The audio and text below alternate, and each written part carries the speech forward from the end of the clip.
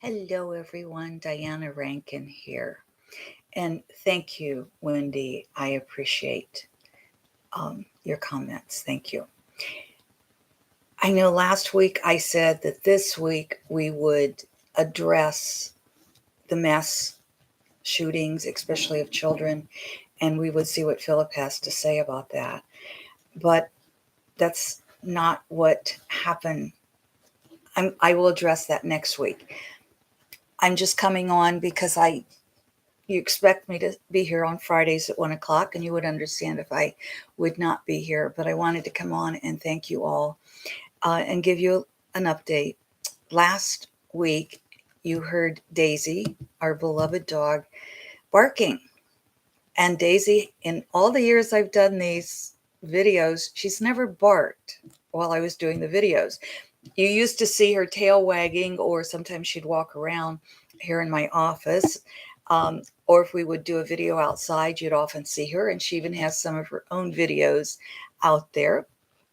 But about 2 years ago, we took our last hike, and Daisy's had to be confined to an area with carpet because as she aged, and we don't know for sure because she was a rescue, probably around 16. And so as she aged, her hips started going.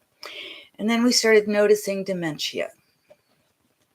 And for the last couple of years, more than once, I thought she's not going to make it through the night. And I would just pray that she would go peacefully. And she would make it.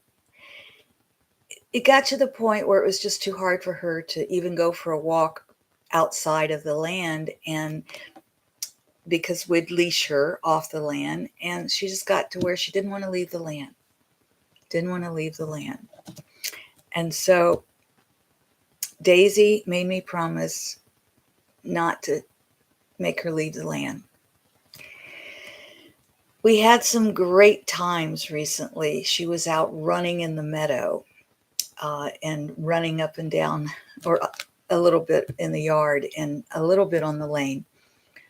And then it came time where I said, Daisy, I'm sorry, but we do have to leave the land because you're really ill, my darling. And we went in to have her euthanized. But as I picked her up, because I had been this past weekend, I had to carry her in and out. She really lost use of her legs entirely after around Saturday night that started happening. And she was still okay with that and still perked up. And when I picked her up to take her in to be euthanized, she bit me. So you might notice a little sore here. And in Ohio, if there's been a dog bite within the last 10 days, they cannot euthanize for the next 10 days because of the scare of rabies. So Daisy and I came home, and we spent a lot of time together until last night when she passed as peacefully as possible. But it was not easy. So she is running and bouncing and having fun now in spirit world. And I wanted you all to know that. And by the way, I do want to get a message for you, but I want to tell you, I want to thank you for your hugs and your kindness and your love. I really appreciate it. My heart is at peace. And I want to leave you with this thought. As humans, it is important that we experience the human emotions. How would I have compassion for another human being if I didn't feel grief myself? How would I understand another human being's difficulties if I didn't go through them? So I'm okay with experiencing grief. I am at peace.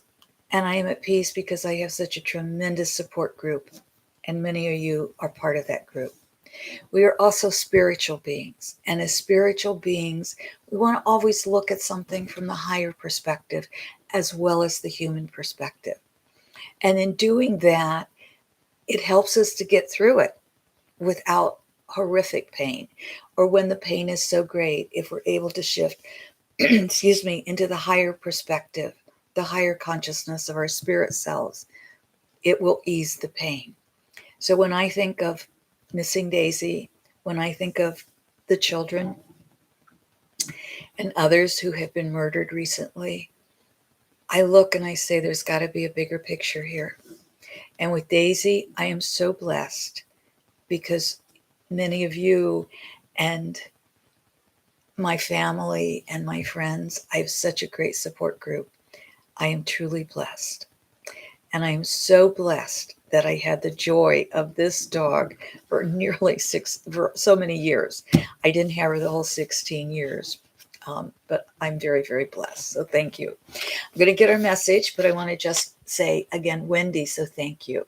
Lexi Luna says, good afternoon, Diana. I am so very sorry to hear about Daisy. I know she brought you so much joy. Yes, she was just a dog full of joy. Thankful for her life and praying for your strength. Thank you. Sending you love. Have a lovely weekend. Thank you. I appreciate all of that. And Debbie says, sending love and hugs. I'm happy you are at peace. Oh, thank you, Debbie. I love those love and hugs. And she says, I'm sorry. I know how it feels for her babies to pass. You know, a long time ago, I was grieving the loss of one of my pets, one of my beloveds.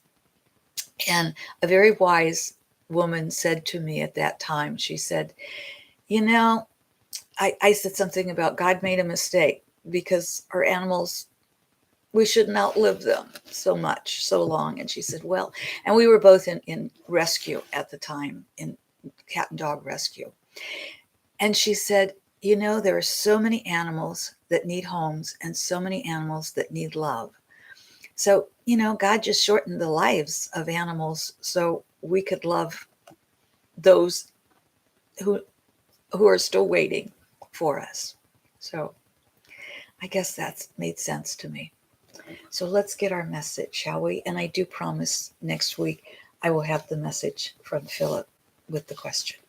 So as you know, this is a book of oracles, and we just flip through any page and we get our message. And we just open to, that's the page I'm opening to. Whoops, one more page there. I'm hearing left. If you heard left, our intuition's in sync. If you heard right, that's a message you need to pay attention to. And I always read both sides. So here's a message for everyone. The only dumb question is the one not asked. The only dumb question is the one not asked.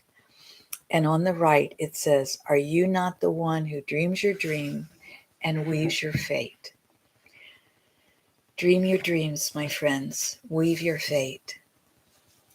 It's up to us. And remember, we are both human and spiritual.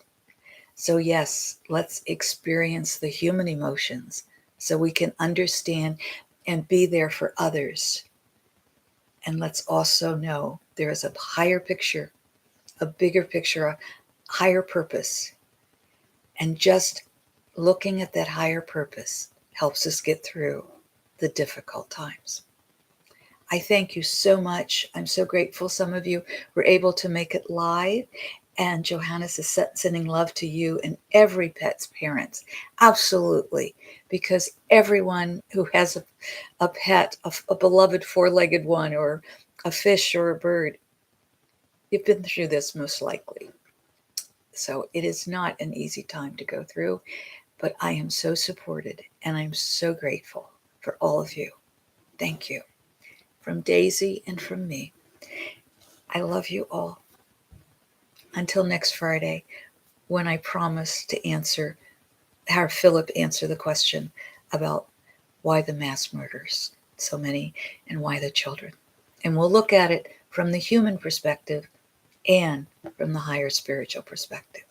Again, thank you all for being here with me today. I love you. I love you. Thank you.